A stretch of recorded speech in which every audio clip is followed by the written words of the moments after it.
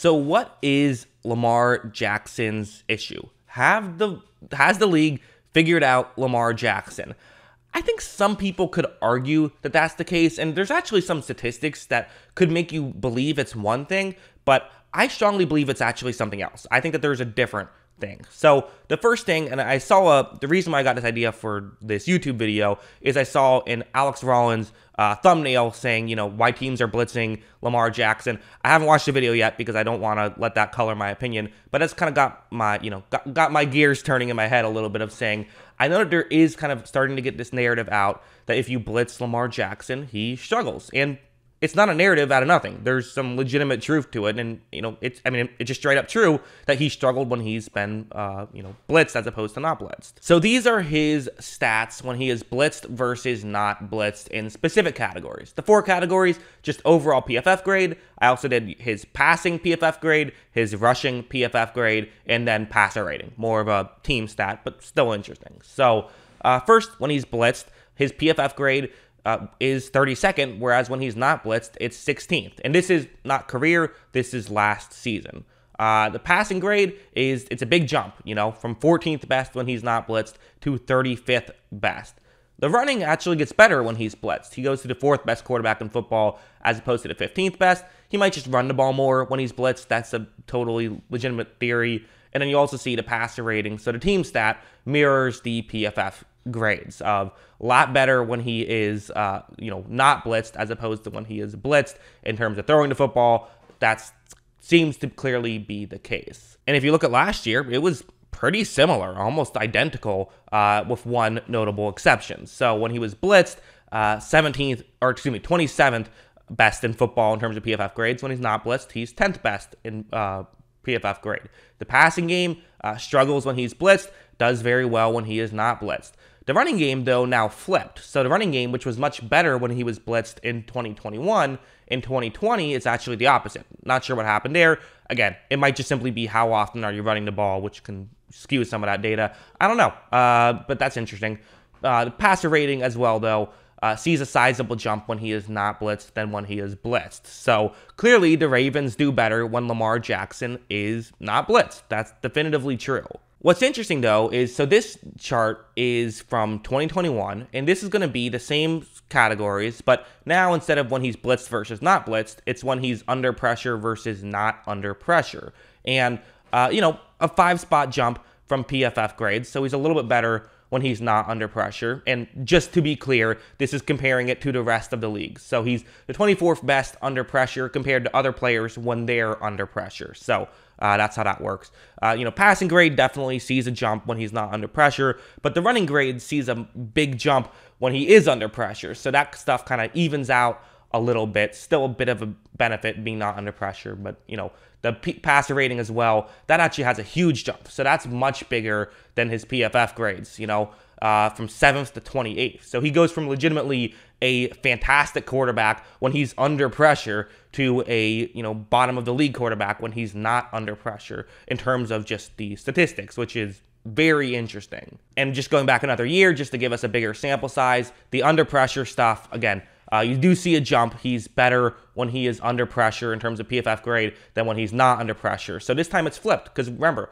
he was 19th when he's not under pressure both times, but he went from 24th when he's under pressure in 2021 to just a year prior, he was 5th best under pressure. So that's a huge jump from one year to the next. His passing grade also did the complete opposite, where again, the not under pressure stats remained the same. It was 19th in 2021, 20th in 2020, but his passing grade was 10th best in 2020, in 2020, but in 2021, it was 30th best. So that's a huge jump.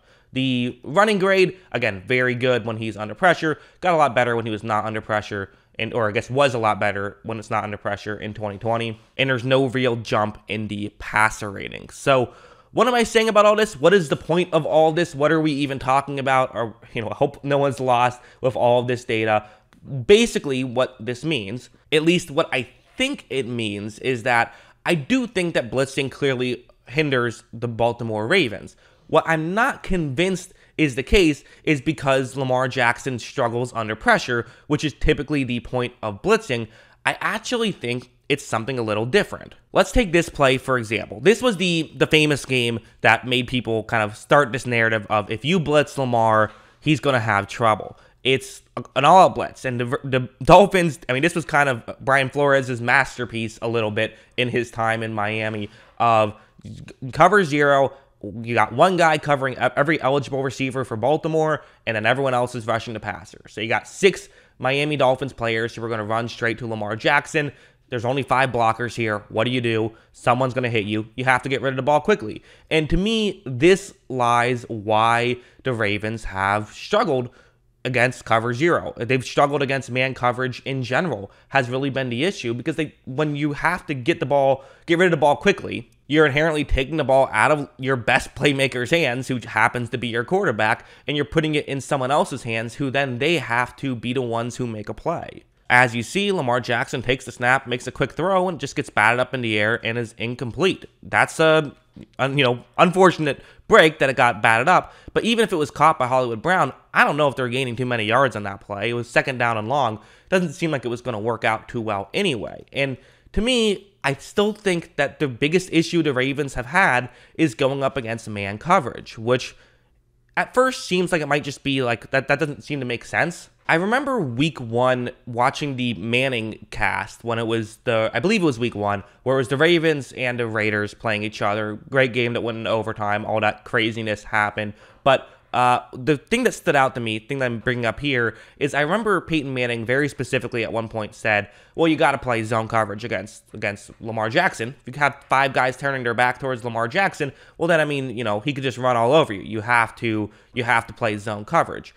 So a lot of teams will play zone coverage, but you look at the teams that have had success against the Ravens, and you look at kind of these games where the Ravens unexpectedly lost, it tended to be against teams that were playing man coverage. The ultimate example was in that year where the Ravens looked like they could go down as the best team of all time when they went 14-2 and looked unbeatable until they lost to the Titans in the first game of the playoffs. People put whatever narrative they wanted of like, oh, maybe they lost because the Ravens were overconfident. Well, they lost because the Titans played man coverage and no one was getting open, and Lamar had to do everything by himself. And that's exactly what you want to have happen, because at the end of the day, if Lamar Jackson, doesn't have someone to throw to, he's going to have a hard time. It doesn't matter what happens. And I think Lamar Jackson might not be, his PFF grade numbers might go down because of that, even though PFF does take that into consideration. It's not the situation that Lamar wants to be in. Another couple of examples I think about where he struggled against man coverage was that Dolphins game that I showed you a clip of, or even the Patriots game 2 years ago. If you remember, the Patriots were like, okay, they're probably dead, probably not going to make the playoffs. The Ravens were, looking like well on their way to make the postseason, and then the Patriots kind of just shocked them and won. They played a lot of man coverage. So it might not necessarily be the blitzing, and it might not necessarily be a Lamar issue. It might be too. I can't say for certain that it's not a Lamar issue, but when I watch these games, I tend to see less of Lamar panicking under pressure, less of Lamar making a bunch of mistakes, and I tend to see more of Lamar Jackson is just, he has nowhere to go with the football, and you might make mistakes in that situation because there's really no right answer at that point. To me, this is a very fascinating chart that really kind of, hits home what exactly it is that I'm talking about. So the 2020 Ravens record was 12-6, pretty good record there, and this is obviously including the postseason. So 11-5 in the regular season, 12-6 overall. The other 5 bottom receiving teams, so the other bottom 5 receiving teams, as I wrote it, the teams that, the 4 teams in that year and the 5 teams of last season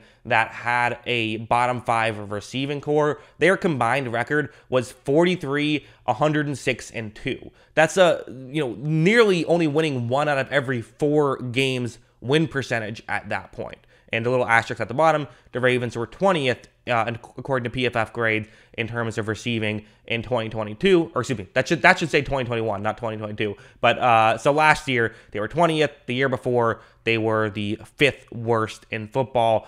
Teams that have that bad receiving cores lose a bunch of football games. I'm a big believer in when you have good receivers, everyone around you looks better. When you have bad receivers, everyone around you looks worse. and Lamar's really struggled to get the Ravens. The one thing they've struggled with really in the Lamar Jackson era was getting good wide receivers. And I think a lot of people said, well, the system doesn't really need wide receivers. They run the ball so much. I think we've learned that the system does need wide receivers. And when you have a team who knows to just sort of man up against the receivers, and then you blitz to where Lamar can't really utilize his legs as much, although if he can go for a long distance. But, it's just going to be more difficult when teams are, blitzing you that much. Really what you need is you have to have a guy who could beat man coverage. Don't know if they have that this year, so I'm not sure what's going to happen. But that's my leading theory as to why Lamar and why the Ravens have struggled so much against the blitz. But that's what I think. What do you guys think? Let me know in the comments below. Always love hearing from you. And of course, as always, thanks for watching.